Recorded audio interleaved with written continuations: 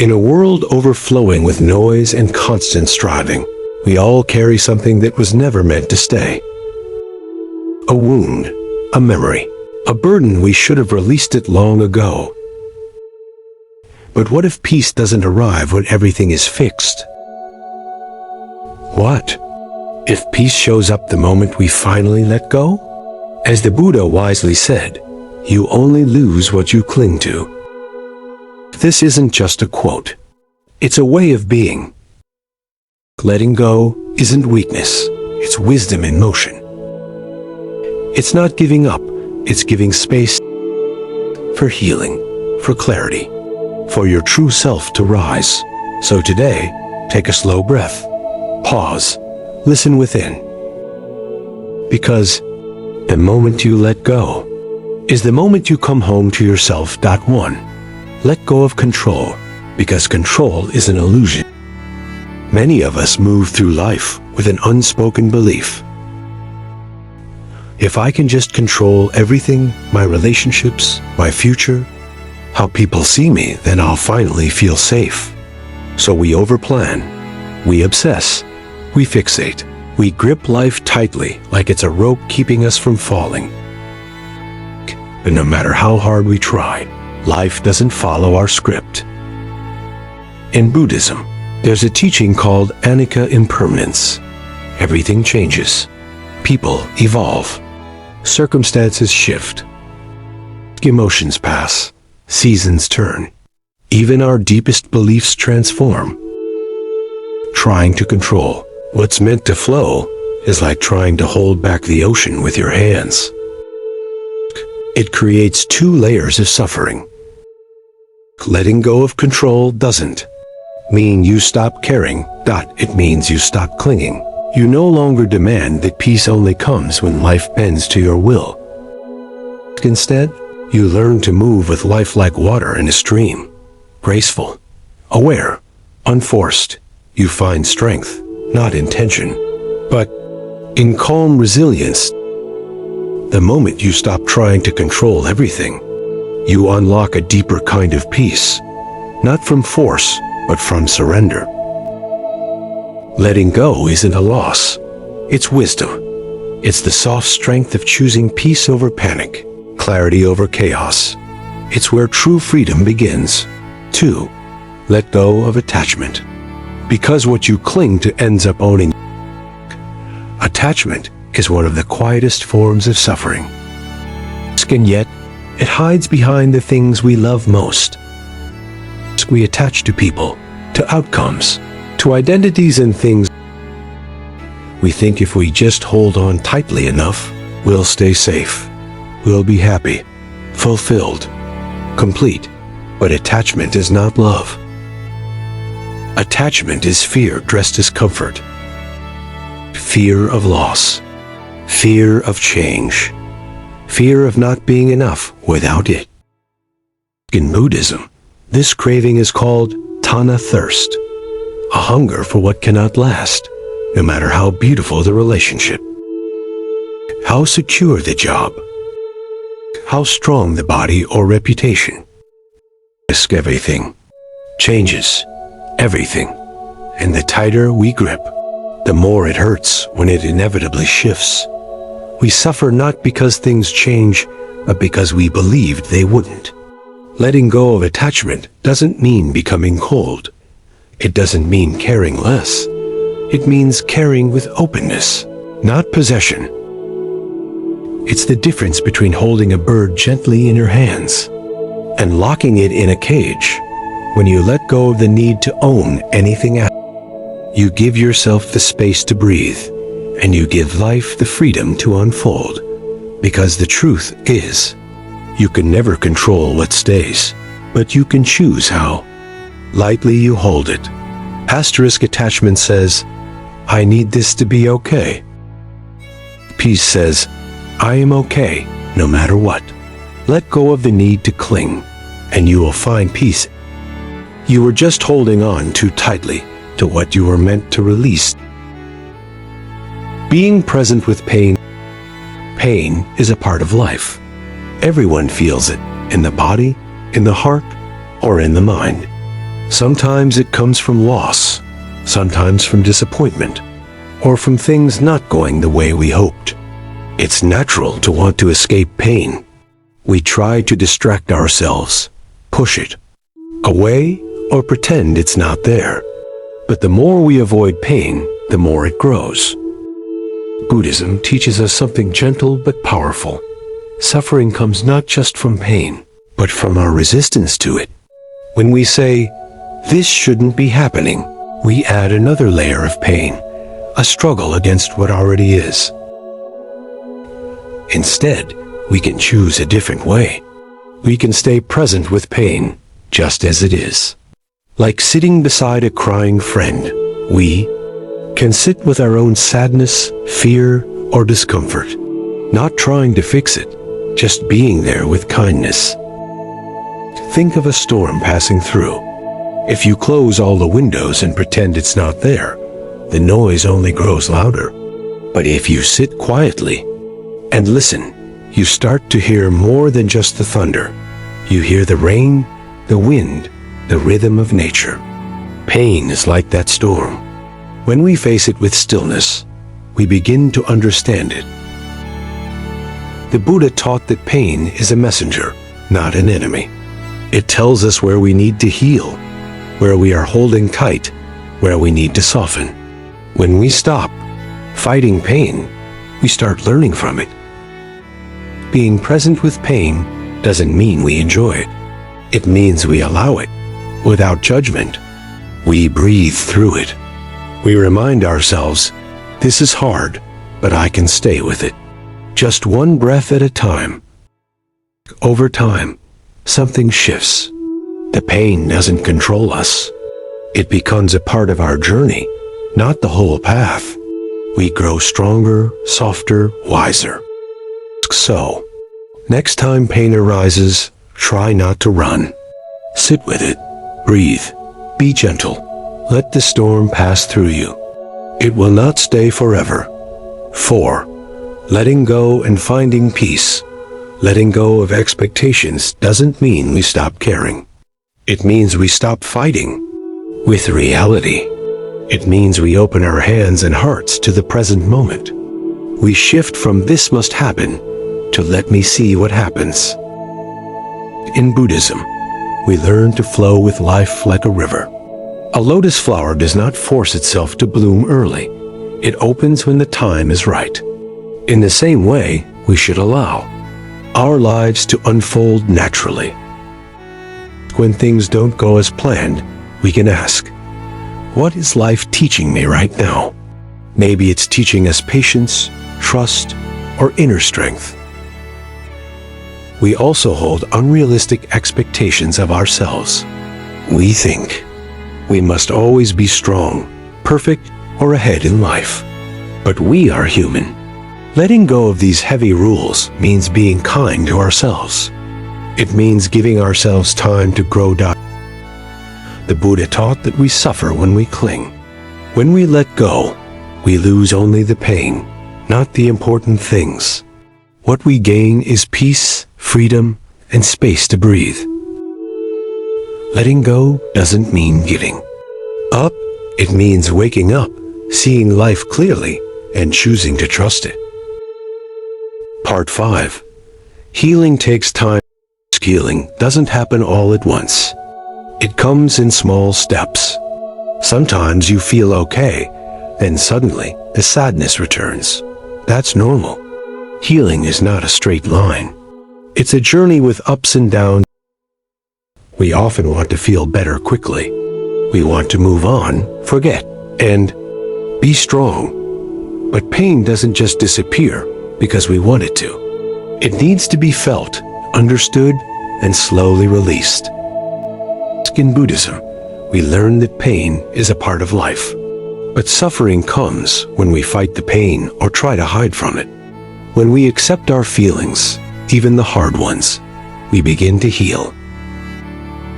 Just like a wound on the body needs time to close, the heart also needs time. You can't rush it. You must treat it gently. Give it rest. Give it kindness. Some days, you might feel heavy, or empty. That's okay. It means your heart is still processing. Be patient with yourself. Don't blame yourself for still hurting. Sometimes you will smile again, even while healing. That smile is real. Joy and pain can exist together. Healing doesn't mean forgetting the pain. It means learning to live with it in peace.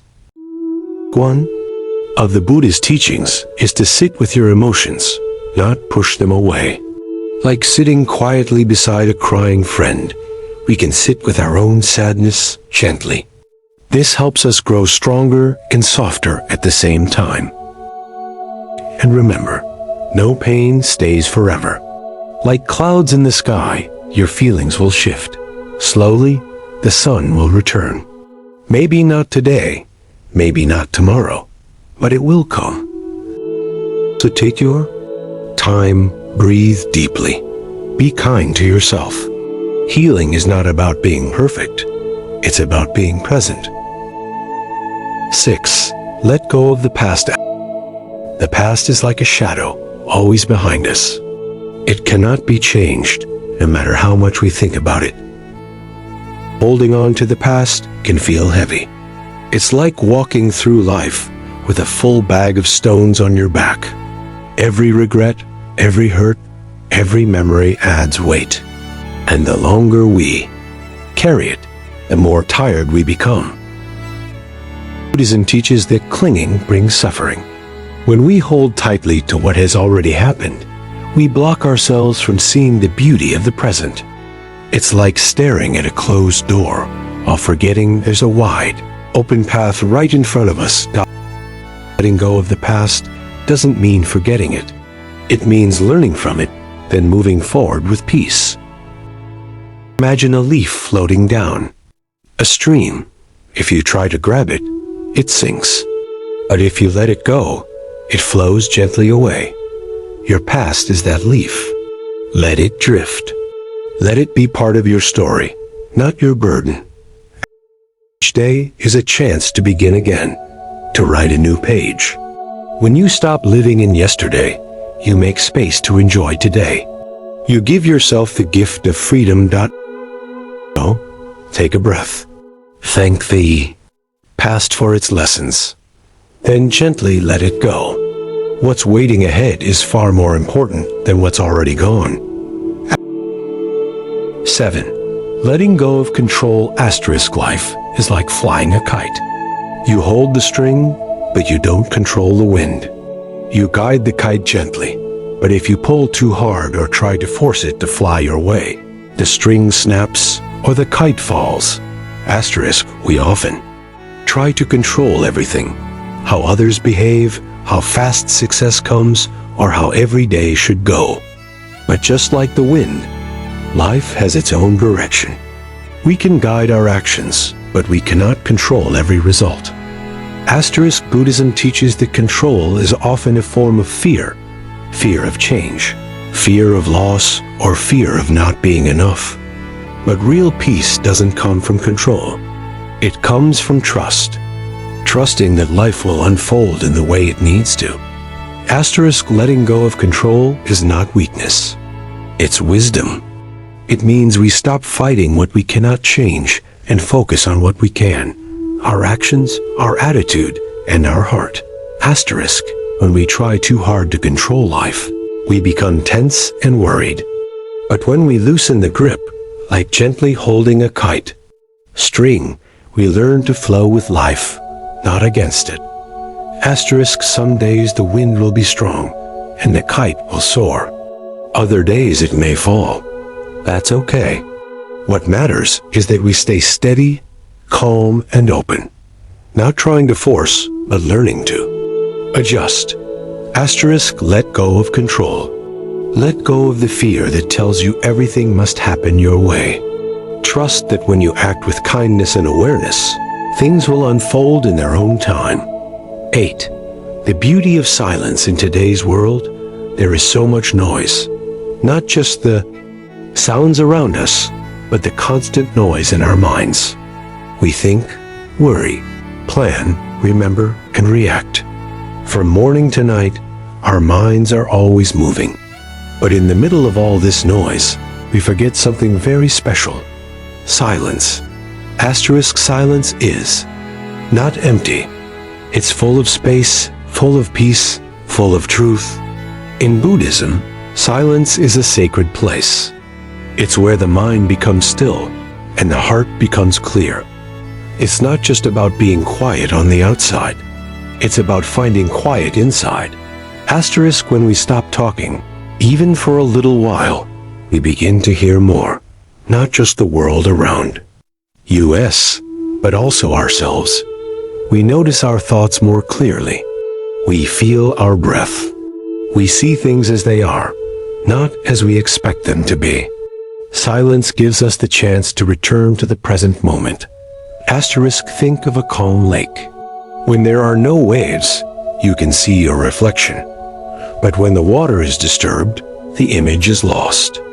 Our minds are like that lake. When we become still, we can see ourselves more clearly.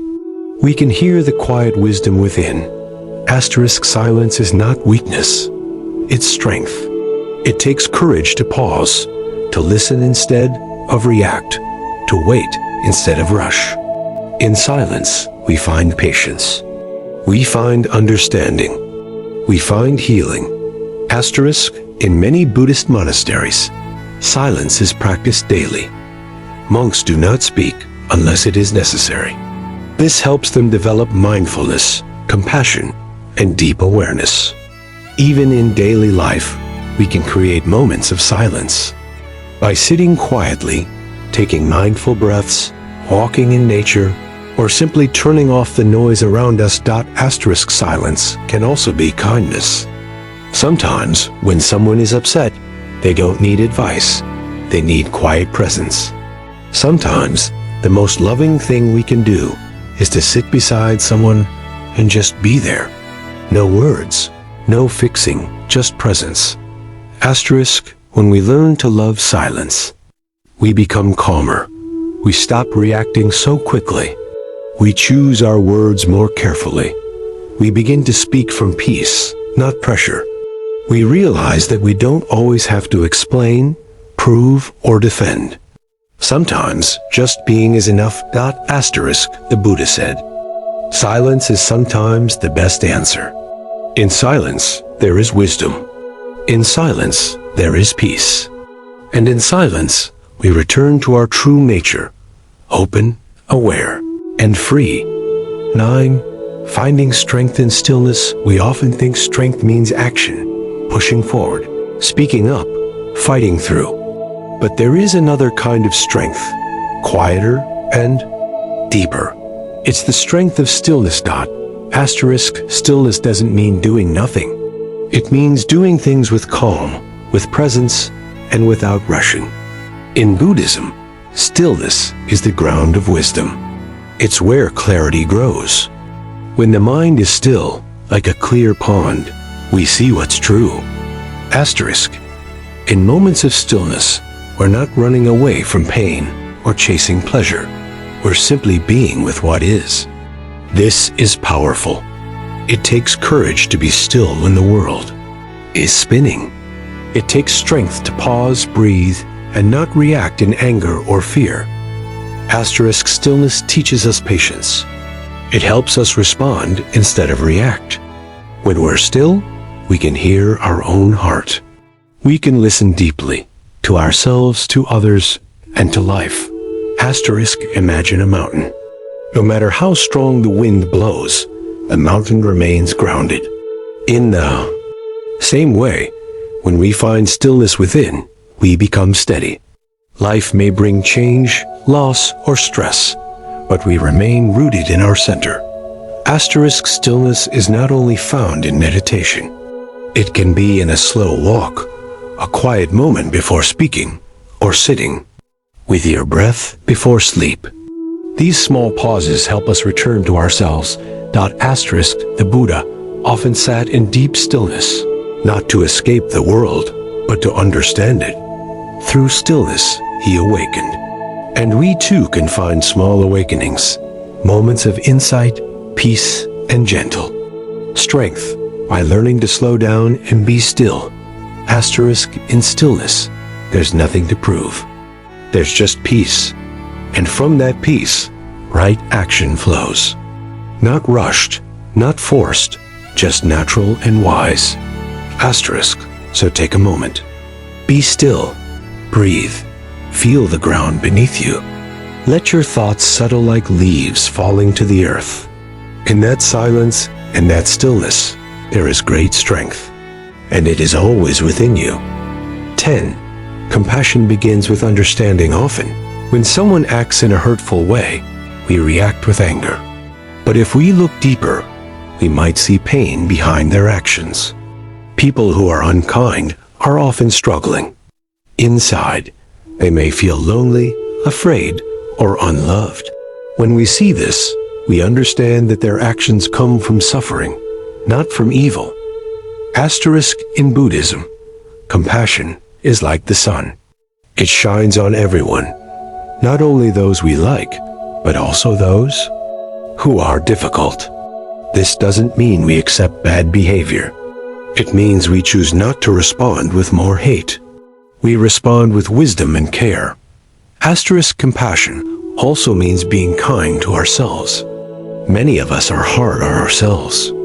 We think, I should be better, or I'm not good enough. But just like others, we also need love and patience. The Buddha taught that we cannot pour from an empty cup. We must care for ourselves so we can care for others.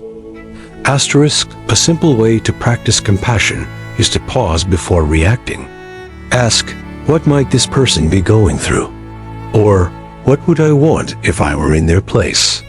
Sometimes, even a soft look, a kind word, or just listening can make someone's day better. Asterisk, compassion is not weakness.